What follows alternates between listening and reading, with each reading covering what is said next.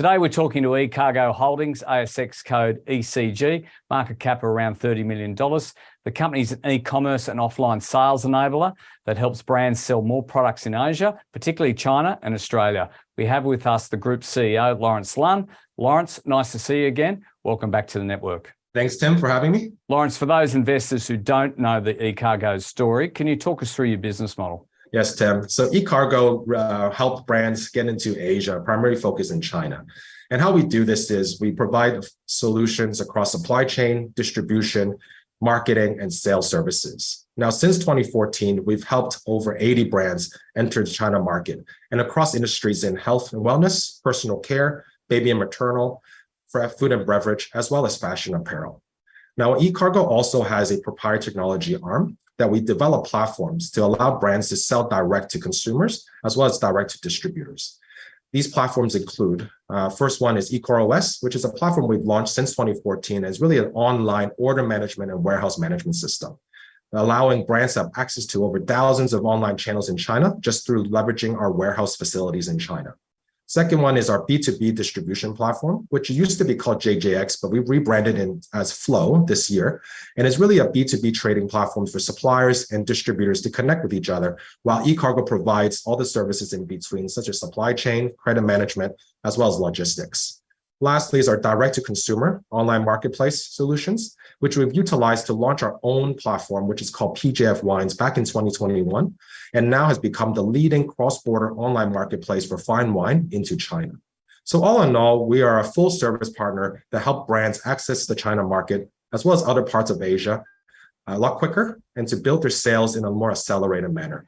And Lawrence, you've recently announced your full-year results for 2022. Can you talk us through some of the highlights? Yeah, so in 2022, we've sold our Blake Australian business, which means that this year is actually our first year that we've actually published our financial performance purely on the China business. Now, I'm pleased to say that this year in 2022, we've achieved revenue growth of over 43% and profitability across all our business segments. And this is really contributed by two major factors. One is our trading and distribution portfolio of brands that we have are still high in demand by Chinese consumers. And second is our B2B distribution platform called Flow. Now, with our B2B distribution platform Flow having operating for the full year in 2022, it really helped us to grow our revenue at the same time scale our business. So you'll see that on our operating expenses, we've dropped about 17%. So all in all, our net profit contribution on just our continued business, so excluding the sale of Blake, went up about 400%, which is about 820,000 versus the year before was only about 170,000 Australian dollars. Now, lastly, as a touch on, is that we are very strong in our balance sheet position right now. So we'll continue to invest in our technology as well as grow profitability in the business this way. And Lawrence, you touched on your results. What are some of the, looking ahead, what are some of the key drivers looking forward? Yeah, so in eCargo, we can really summarize as two major business segments. One, what I call the trading and distribution side of business, and the one is called our technology platform business. So in our trading and distribution side of business, where key drivers of growth is going to be in our exclusive brand portfolio that we've been able to acquire new brands in this portfolio that we can offer to our Chinese buyers as well as Chinese consumers. And these are all products and brands that are very highly sought after by Chinese consumers due to a shift in consumer behavior, right? Consumers these days are more health conscious. They care about products that they intake. So they're always looking for something better quality. So for our strategy, since 2021, end of 2021, we've actually signed on a number of new brands that are supporting our growth in our business. And we see that going forward will be still a major contributor. As well as we shift the strategy in brand acquisition. So we used to really focus around bringing on new brands into market.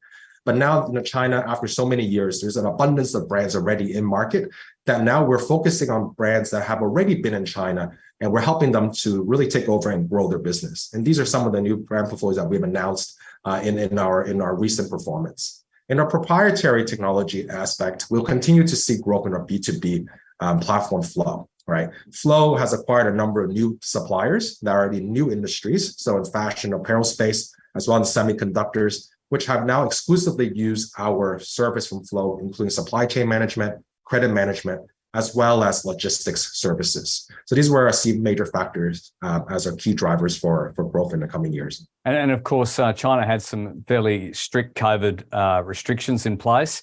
It's now all opened up. How do you see, where are those opportunities emerging for eCargo? Yeah, so China's been in COVID lockup for 3 years, right? And this is where we've seen a lot of consumer behavior shifts from offline to online spending. And online has always been a large proportion of retail sales, but we saw that even more happen during the COVID period. And we also saw domestic consumption fall, right, in the especially second half of 2022, where we've seen in terms of online sales and offline sales across the board has dropped.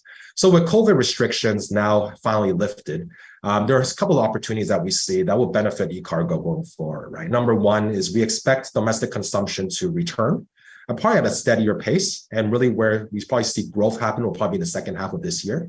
But this will contribute in terms of our offline channels that we've had, because offline has generally been weak over the last 3 years due to COVID restrictions. But we're lifted, we see higher demand coming, and we already kind of see that coming already with better products that these offline channels are looking for. Second is because I mentioned before, consumer behavior has shifted to be more health conscious. What now is consumers are looking for products that are probably higher, better quality overseas in areas such as health and wellness, as well as personal care, and all categories that eCargo has been focusing on and over the last 24 months.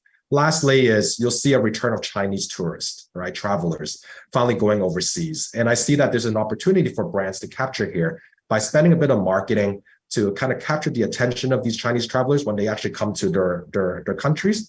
And therefore, these are services that all eCargo can provide. And we see that this is a benefit with the COVID restrictions finally lifted.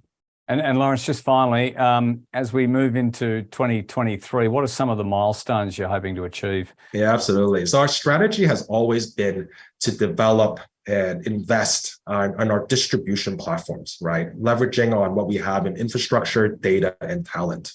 So what that means is we'll continue to invest into what I'm calling it a 360-degree digital ecosystem of platforms that we create to offer to our brand principals. And this will already include what we have in our B2B platform distribution flow, our D2C marketplace solutions.